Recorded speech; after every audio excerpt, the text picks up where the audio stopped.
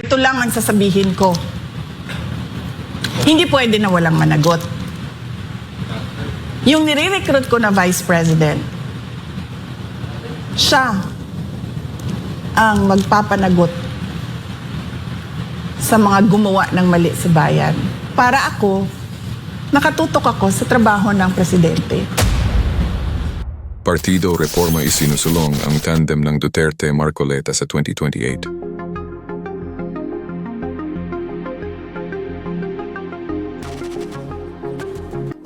Mga kababayan, ibalik natin ang tapang at malasakit para sa Diyos, sa bayan, at para sa bawat pamilyang Pilipino.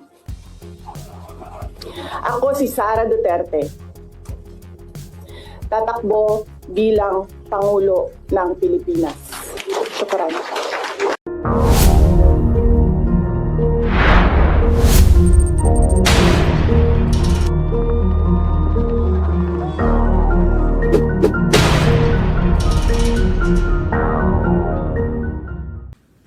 Magandang araw sa inyo lahat.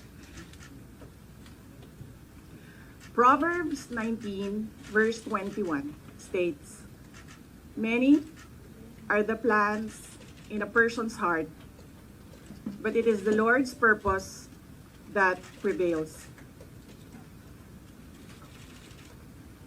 It took me 47 years to understand that my life was never meant to be only mine. Unlike others,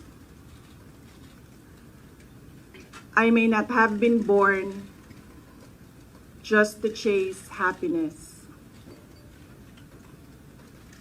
For a long time, I questioned the weight of responsibility to my family, to my country, to everyone who called on me. Today, I have peacefully accepted that my life is unlike any other. Sa unang mga buwan ng aming mga termino, nakita ko na ang kawalan ng katapatan ni Bongbong Marcos Jr. sa mga pangakong binitawan noong kampanya, pati na sa kanyang sinumpaang tungkulin para sa bayan. Dahil hindi ko kinaya na maging bahagi ng 2025 national budget na tadtad ng katiwalian, pinili kong umalis sa kabinete. Kahit alam ko na mula pa noong 2023 na ang magiging kapalit ay ang aking impeachment. Mga kababayan, humihingi ako ng paumanhin.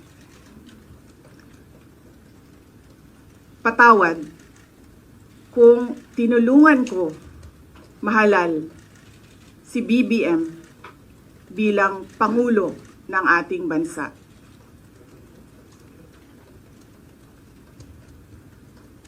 Patawad kung hanggang ngayon ay marami pa ring Pilipino ang nalulunod sa baha ng dahil sa malawakang korupsyon. Patawad kung lantaran ang pang-aabuso ng ating mga institusyon para sa pansariling interes ng mga politiko. Patawad kung patuloy ang pagtaas ng presyo ng mga pangunahing bilihin habang nananatiling kapos ang kita ng bawat pamilya. Patawad kung wala man lang tayong tunay na seguridad sa pagkain. Patawad kung may nagkakasakit at binabawian bigla ng buhay dahil sa kakulangan ng maayos at epektibong healthcare system. Hindi ako kailanman natakot sa pagsira nila sa pangalan ko. Ngunit, may takot ako para sa ating mga anak. May takot ako para sa susunod na henerasyon.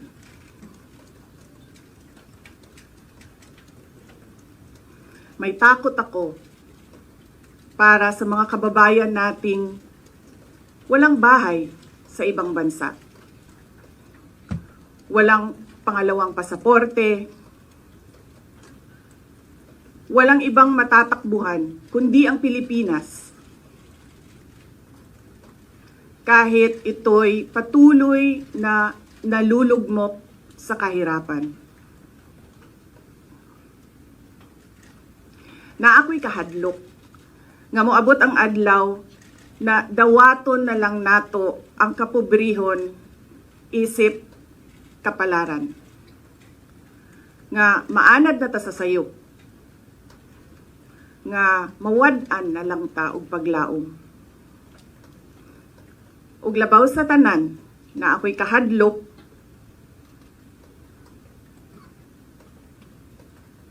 nga moabot ang adlaw nga wala na tay Pilipinas nga ikahatag sa atong mga anak.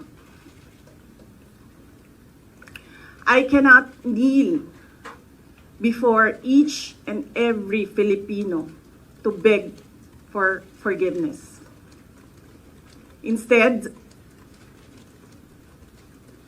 I offer my life, my strength, and my future in the service of our nation.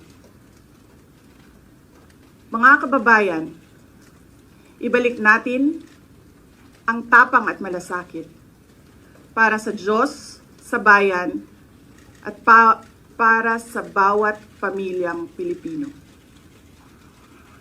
Ako si Sara Duterte, tatakbo bilang Pangulo ng Pilipinas. Syukran.